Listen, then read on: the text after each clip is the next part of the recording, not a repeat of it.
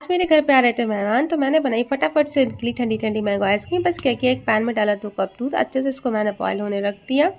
फिर डाला इसमें मैंने आधे कप मिल्क पाउडर और अच्छे से इसको मिक्स करते हुए उबलने दिया। फिर डाला 1 छोटे चम्मच मिल्क मेड, फिर से इसको मिक्स किया। फिर डाला 1 कप शक्कर का बूरा, आप चाहे तो नॉर्मल शुगर भी डाल सकते हैं। फिर मैंने डाला इसमें वनीला एसेंस, कस्टर्ड पाउडर का मिक्सचर और इसको मिक्स करते हुए एक थिक पीस बना के इसका गैस बंद कर दिया। आम को ऊपर से इस तरीके से मैंने काटा, साइड में होल करते हुए मैंने इसकी गुठली को निकाल लिया।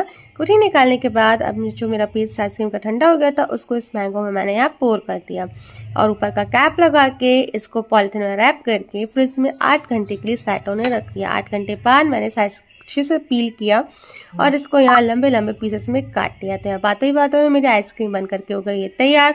ये बहुत ही ज़्यादा अच्छी लगती है, बहुत ही ज़्यादा यूनिक रेसिपी है और यहाँ चाह रही मैं अपनी आइसक्रीम को अपने मेहमानों को सर्व करने।